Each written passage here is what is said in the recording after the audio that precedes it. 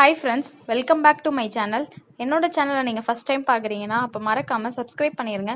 பக்கத்தில் இருக்க பெல் ஐக்கானையும் ப்ரெஸ் பண்ணிக்கோங்க. அப்போ தான் நான் போடுற வீடியோ உடனே நோட்டிஃபிகேஷனாக உங்களுக்கு வரும்.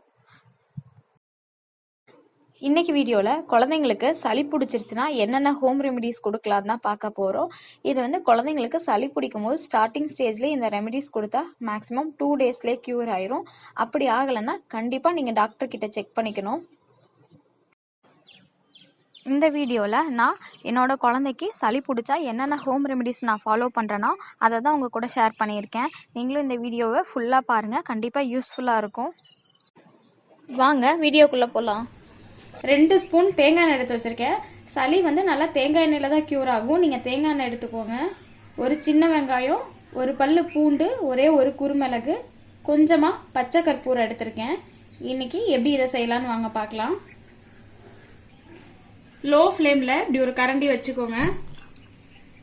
ஃப்ளேம் கம்மியாக தான் இருக்கணும். இதில் எடுத்து வச்ச இப்போ தேங்காய் எண்ணெய் ஆட் பண்ணிக்கலாம்.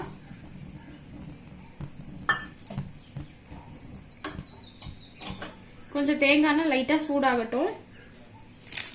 இப்போ நம்ம எடுத்து வச்ச பூண்டு, குருமிளகு, சின்ன வெங்காயத்தை தட்டி அந்த எண்ணெயில் ஆட் பண்ணிக்கலாம்.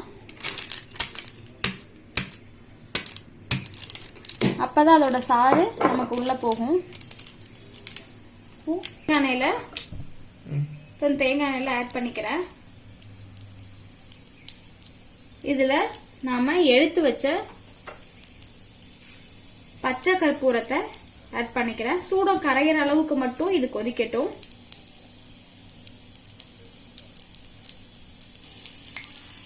போட்ட சூடம் நல்லா கரைஞ்சிருச்சு. இந்த ஸ்டேஜில் நீங்கள் அடுப்பை ஆஃப் பண்ணிடலாம். இப்போ அடுப்பை ஆஃப் பண்ணி ஒரு 1 மினிட்க்கு அப்புறம் நல்லா கை பொறுக்கிற சூடில் இருக்குது. இந்த ஸ்டேஜில் குழந்தையோட உச்சந்தலையில், நெஞ்சு பகுதியில், பின்னாடி முதுகில், மூக்கில் அந்த 2 சைட்லேயும் அப்ளை பண்ணி விடுங்க. ஒரு நாளைக்கு இதை 3-4 டைம்ஸ் அப்ளை பண்ணி விடலாம். சீக்கிரமாகவே க்யூர் ஆகும். கண்டிப்பாக ட்ரை பண்ணி பாருங்கள். இப்போது நெக்ஸ்ட் மெத்தட் என்னன்னு பார்க்கலாங்க. ஒரு வெத்தலை எடுத்திருக்கேன். கற்பூரவள்ளி தலைன்னு சொல்லுவாங்க, இதை ஓமவள்ளி இலைன்னு சொல்லுவாங்க. இந்த மாதிரி இருக்கும். துளசி கொஞ்சமாக எடுத்திருக்கேன். இன்னைக்கு ஃப்ரெஷ்ஷாக கிடைக்கல. நீங்கள் ஃப்ரெஷ்ஷாக இருந்ததுன்னா ஃப்ரெஷ்ஷாக எடுத்துக்கோங்க. இப்போது இந்த இலை எல்லாத்தையுமே நான் நல்லா வாஷ் பண்ணி எடுத்து வச்சுருக்கேன். இப்போ இதை எப்படி செய்யலான்னு பார்க்கலாம் வாங்க. இந்த வெத்தலையை இந்த மாதிரி பிச்சு போட்டுக்கோங்க. ரொம்ப கருக விட்டுறாதீங்க. லைட்டா கொஞ்சமா மட்டும் வதக்கிக்கோங்க.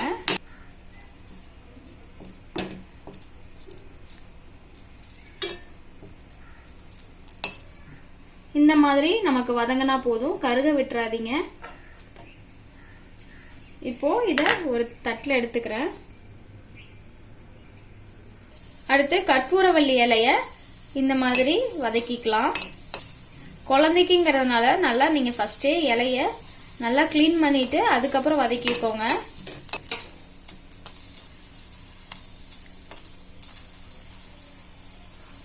இதுலேயே நான் இப்போ துளசியும் ஆட் பண்ணிக்கிறேன். துளசி நிறைய இருந்ததுன்னா நீங்கள் தனியாகவே கற்பூரவள்ளி இலை மாதிரியே தனியாக வதக்கி ஆட் பண்ணிக்கோங்க. இப்போது எல்லாத்தையும் நான் வதக்கி எடுத்துட்டேன். இப்போ இதோட சாறு எடுத்துக்கலாம்.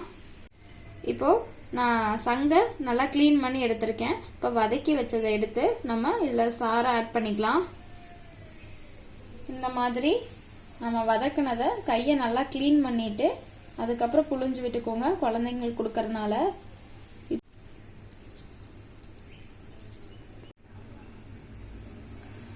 இப்போ சாறு எடுத்து வச்சாச்சு.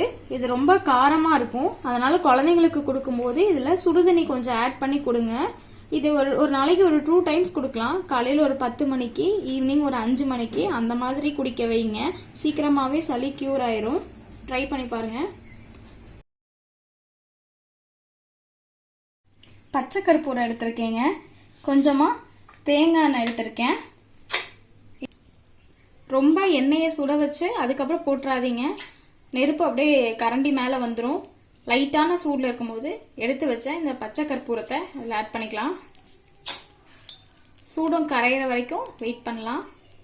லோ ஃப்ளேம்லேயே இருக்கட்டும்.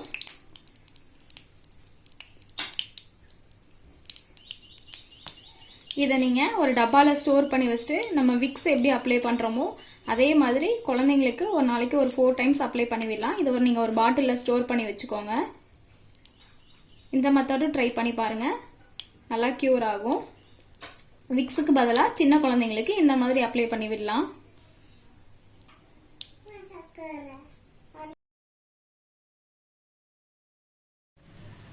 அடுத்த மெத்தட் இதுதாங்க. 2 வெத்தலை எடுத்திருக்கேன். இந்த மாதிரி வெத்தலையில காம்பு எடுத்துருங்க.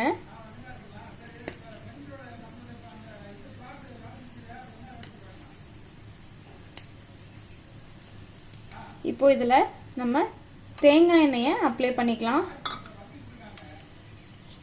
ஃபுல்லா நல்லா வெத்தலையில எல்லா இடத்துலையுமே தேங்காய் எண்ணெயை அப்ளை பண்ணிக்கோங்க. அதே மாதிரி 2 வெத்தலையிலையும் அப்ளை பண்ணிக்கலாம்.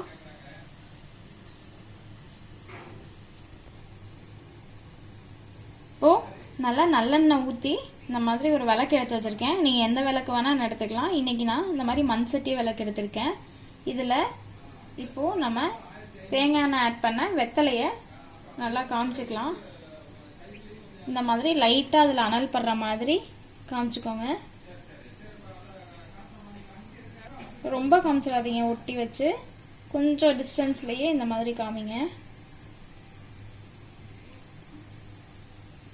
இப்போது இந்த ஓரளவுக்கு நல்லா சூடாக இருக்கும்போதே குழந்தையோட நெஞ்சு பகுதியில் இந்த வெத்தலையை அப்படியே வச்சு விட்டுருங்க. அவங்க தூங்கும்போது வைங்க, அப்போ தான் இது கீழே விலகாது. கொஞ்ச நேரமாவது அப்படியே அவங்க நெஞ்சில் இருக்கும். இந்த மாதிரி குழந்தையோட நெஞ்சு பகுதியில் இப்படி வச்சு விட்டுருங்க, நல்லா வெது வெதுப்பான சூடில் இருக்கும்போதே. இப்போது அதை குழந்தைக்கு வச்சுட்டு அதுக்கப்புறம் 2ஆவதாக இதை சூடு பண்ணிக்கலாம். நீங்கள் 2ஐயும் ஒரே டைமில் வைக்கலான்னா அதுக்குள்ளே அதில் இருக்க அந்த ஹீட்டை ஆறிடும். இந்த மாதிரி ஒன்றை வச்சுட்டு அதுக்கப்புறம் இன்னொன்று ஹீட் பண்ணிக்கோங்க. இப்போ 2 வெத்தலையுமே குழந்தையோட நெஞ்சு பகுதியில் வச்சிடலாம். இந்த டிப்பும் ஈஸியாகவே சளி க்யூர் ஆயிரும். கண்டிப்பாக நீங்களும் ட்ரை பண்ணி பாருங்கள். அடுத்த மெத்தட் இது தாங்க. 1 டம்ளர் பால் எடுத்திருக்கேன். குழந்தைங்க பசும்பால் குடிக்கிற 1 வயசு குழந்தைங்களா இருந்தாங்கன்னா நைட்டு தூங்கும்போது இந்த மாதிரி கொஞ்சமாக மஞ்சள் தூளும் குருமிளகை நுணுக்கி எடுத்து வச்சுருக்கேன். இந்த மாதிரி பாலில் போட்டு ஆற்றி கொடுத்துருங்க. நைட்டு தூங்க போகும்போது கொடுங்க. இதுவும் சளி சீக்கிரமாகவே க்யூர் ஆகும். ட்ரை பண்ணி பாருங்கள். அடுத்த மெத்தட் இதுதாங்க. ஒரு வெத்தலை எடுத்திருக்கேன், ஒரு கற்பூரவள்ளி இலை, 3 குருமிளகு, கொஞ்சமாக சீரகம் எடுத்திருக்கேன். மிளகு, கற்பூரவள்ளி, வெத்தலை எல்லாமே காட்டமாக இருக்கும். இலை எல்லாத்தையும் பிச்சுட்டு இதில் ஆட் பண்ணுறேன்.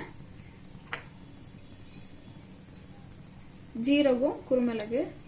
இப்போது நல்லா தண்ணி கொதிச்சு 1 டம்ளர் தண்ணி நமக்கு நல்லா 1/2 டம்ளராக சுண்டணும். அந்த அளவுக்கு நல்லா கொதிக்க வச்சுக்கோங்க. இந்த மாதிரி நல்லா கொதிக்க விடுங்க. இப்போ பாருங்க, தண்ணி நம்ம 1 டம்ளராக வச்சோம், 1/2 டம்ளர் அளவுக்கு நல்லா சுண்டிடுச்சு. இப்போ 1 டம்ளரில் இதை நம்ம வடிகட்டிக்கலாம். இப்போ இந்த மாதிரி நான் வடிகட்டி எடுத்துக்கிட்டேன். இந்தளவு வந்திருக்கு. இது 1/2 டம்ளர் வந்திருக்கு. இது ஒரு வயசு குழந்தைக்குன்னா இந்த அளவு கொடுக்கலாம். இன்னும் கொஞ்சம் சின்ன குழந்தையா இருந்தாங்கன்னா இதோட இன்னும் கொஞ்சம் நீங்கள் கம்மி பண்ணி கொடுங்க. இது ஒரு நாளைக்கு 2 டைம்ஸ் கொடுக்கலாம். ட்ரை பண்ணி பாருங்கள் இந்த டிப்பும். அடுத்த மெத்தட் இதுதாங்க. இது தூதுவளை. இந்த மாதிரி முள்ளு முள்ளாக இருக்கும். இதை இன்னைக்கு தூதுவளை ரசமாக வச்சு கொடுக்கலாம். இதுக்கு இந்த தூதுவளையை இப்போ நான் ட்ரை பேனில் கொஞ்சமாக வதக்கிக்கிறேன். ட்ரை பேனில் இந்த மாதிரி தூதுவளை இலையை வதக்கிக்கோங்க. வதக்கிட்டு நம்ம ரசத்துக்கு அரைக்கும் போது ஜீரக மிளகுலாம் வச்சு அரைக்கும் போது இந்த இலையும் அதோட வச்சு அரைச்சிக்கோங்க. இதில் நீங்கள் ரசம் வச்சு கொடுத்தாலும் சீக்கிரமாகவே குழந்தைங்களுக்கு க்யூர் ஆயிரும். இது தூதுவளை ரசம். நான் உங்களுக்கு இது ஒரு நாள் எப்படி தூதுவளை ரசம் வைக்கலான்னு நான் பண்ணி காமிக்கிறேன். இந்த வீடியோ உங்களுக்கு பிடிச்சிருந்துச்சுன்னா அப்போ மறக்காமல் லைக் பண்ணுங்கள், ஷேர் பண்ணுங்கள், சப்ஸ்கிரைப் பண்ணுங்கள். தேங்க்யூ.